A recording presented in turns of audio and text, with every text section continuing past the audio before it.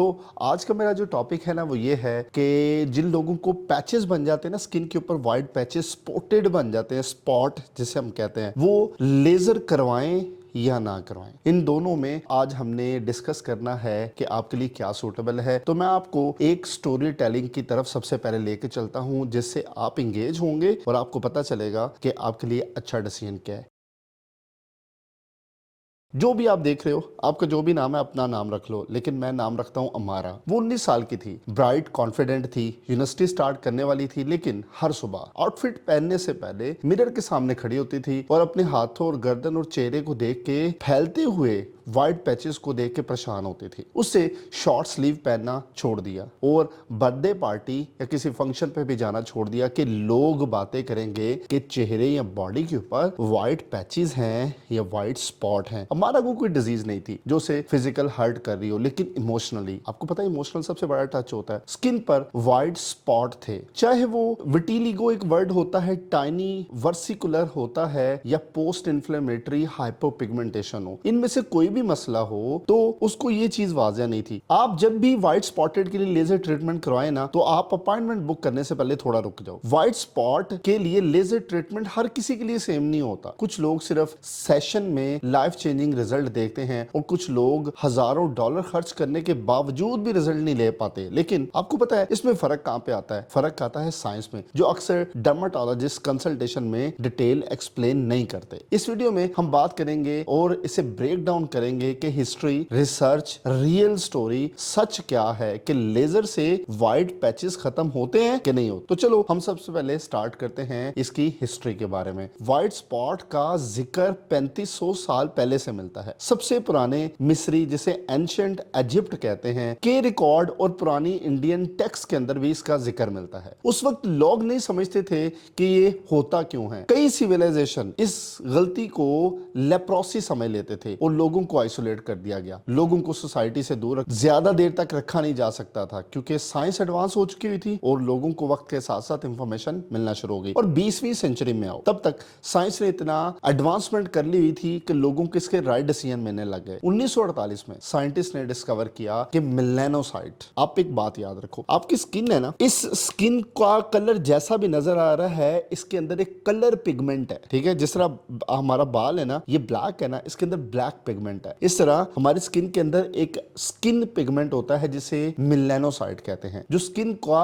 Colour बनाता है। White patches में ये एब्सेंट होते हैं या काम नहीं करते। ये दो वजह हो सकती थी। ये डिस्कवरी गेम चेंजर हुई। अगर हम मेलानोसाइट को दोबारा एक्टिवेट कर देते हैं तो इसका मतलब आपका कलर वापस आ सकता है। जो पैचेस पड़े हुए थे आप उससे रिकवर हो सकते हैं। और यही काम किया किसने? लेजर थेरापी ने। तो हम बात करते हैं इसकी साइंस के ऊपर। सब व्हाइट स्पॉट सेम नहीं होते और ये बहुत ज्यादा इंपॉर्टेंट बात है। विटिलिगो, जिसे ऑटोइम्यून कंडीशन में माना जाता है, इसमें क्या होता है, खुद मेलानोसाइट अपने कलर को डिस्ट्रॉय कर देते हैं। और टाइनी वर्सिकुलर फंगल इन्फेक्शन होती है, ये लेजर से ट्रीट नहीं होती, एंटी फंगल से ट्रीट होती है। पोस्ट इन्फ्लेमेटरी हाइपरपिगमेंटेशन इंजरी के बाद व्हाइट स्पॉट आते हैं। एक्नी, बर्न या एक्जिमा के बाद भी ये सारा मसला होता है। एक वर्ड होता है जिसे IGH कहते हैं। एज के साथ छोटे व्हाइट स्पॉट पैदा होते हैं जो कि मोस्टली 40 साल के बाद होते हैं। चिल्ड्रन में ड्राई व्हाइट पैचेस पड़ते हैं और यूजुअली ये खुद ठीक हो जाते हैं। लेजर सबसे ज्यादा इफेक्टिव होता है किसमें भला? विटिलिगो में। विटिलिगो आप इसे फुल बेरी भी कहते हैं, आप इसे सर्च करते हैं। एक बात याद रखिए, अगर विटिलिगो व्हाइट पैचेस के अंदर स्किन के मेलानोसाइट के पिगमेंट को जनरेट करने की पावर हम लेजर से वापस ले आते हैं तो ये लंबे अरसे तक चलाया जा सकता है कि आपका स्किन दोबारा डीपिगमेंटेशन ना हो। अगर आप चला सकते हैं तो आपकी स्किन ठीक रह सकती है और मोस्टली शक्ल में ये होता है कि रिकवर हो जाते हैं। अगर नहीं होते फिर व्हाइट पैचेस रहेंगे, ये बात याद रखिए। और फिर हम चलते हैं लेजर साइंस की तरफ। लेजर ट्रीटमेंट का कॉन्सेप्ट है कि फोटो बायोमॉड्यूलेशन, यानी कि लाइट से स्किन के सेल को एक्टिवेट करना, सबसे इफेक्टिव लेजर ट्रीटमेंट है जिसे एक्सिमर लेजर कहते हैं। और इसकी जो रेंज होती है वो है 308 nanometre ultra violet blue, UVB। काम कैसे करता है? ये यूवी लाइट स्किन में पेनिट्रेट करती है, इम्यून अटैक को सप्रेस करती है, मेलानोसाइट के स्टेम सेल्स को एक्टिवेट करती है और फिर आहिस्ता आहिस्ता कलर वापस आता है। यूजुअली पैचेस के एजेस या हेयर फॉलिकल से कलर रिटर्न होता है। स्टडीज के मुताबिक 57% पेशेंट और 75% से ज्यादा रीपिगमेंटेशन देखी गई, स्पेशली फेस और नेक के एरिया पे।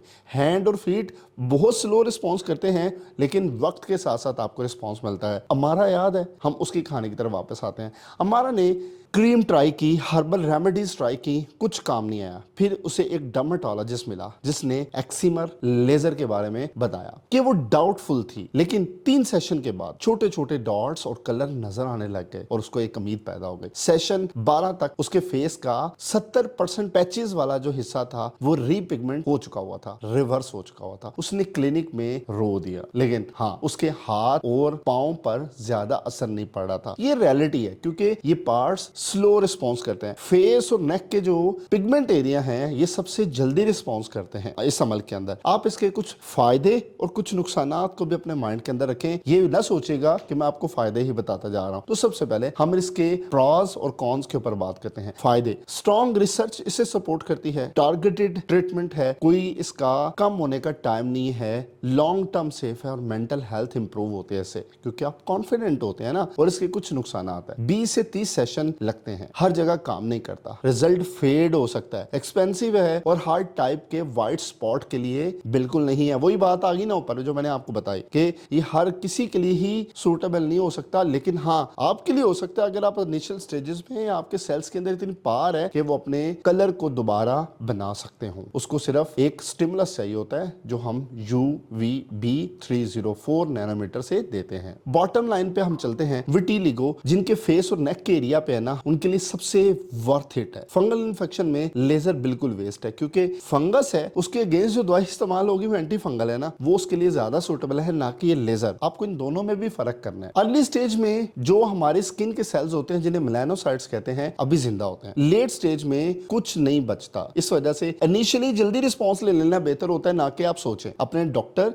डर्मेटोलॉजिस्ट से कंसल्ट करें, वो आपको इसके बारे में बताएगा। इसलिए हमारा ने हाथ और पांव का रिस्पॉन्स डिले कर दिया। सिंपल रूल है, अर्ली एक्शन बेटर रिजल्ट। और फिर फ्यूचर में अगर आप इसे सोचते हैं, फ्यूचर भी बड़ा एक्साइटिंग है इसका। लेजर प्लस GAK इनहिबिटर का कॉम्बिनेशन आ रहा है मार्केट में। न्यू ट्रीटमेंट ऑलरेडी अप्रूव हो चुके हुए हैं और रिसर्च चल रही है जो कि रिजल्ट और बेटर बना सकती है। डॉक्टर से ये 5 क्वेश्चन लाजमी करने हैं आपने करवाने से पहले। मुझे कौन सा टाइप है, क्या मैं लेजर के लिए सूटेबल हूं, कितने सेशन लगेंगे, कॉम्बिनेशन ट्रीटमेंट चाहिए, मेंटेनेंस क्या होगी। तो मैं इस बात को इस चीज पे ऊपर क्लोज करता हूं कि व्हाइट स्पॉट तुम्हारी वैल्यू डिफाइन नहीं करते, लेकिन अगर ये तुम्हारी कॉन्फिडेंट को अफेक्ट कर रहे हैं तो तुम डिजर्व करते हो कि आप इस ऑप्शन को ले सको। लेजर ट्रीटमेंट कोई मैजिक नहीं है, लेकिन सही टाइम, सही पेशेंट और सही ट्रीटमेंट आपका साथ जिंदगी भर दे सकती हैं। तो मैं उम्मीद करता हूं अब आपको इस वीडियो को देखने के बाद अपने व्हाइट पैचेस के लिए परेशान नहीं होना पड़ेगा। ये वीडियो एक इंफॉर्मेटिव टॉपिक के ऊपर है जो कि मैं आपकी तरफ डिलीवर करने की कोशिश कर रहा हूं। मैं आपका शुक्रगुजार हूं।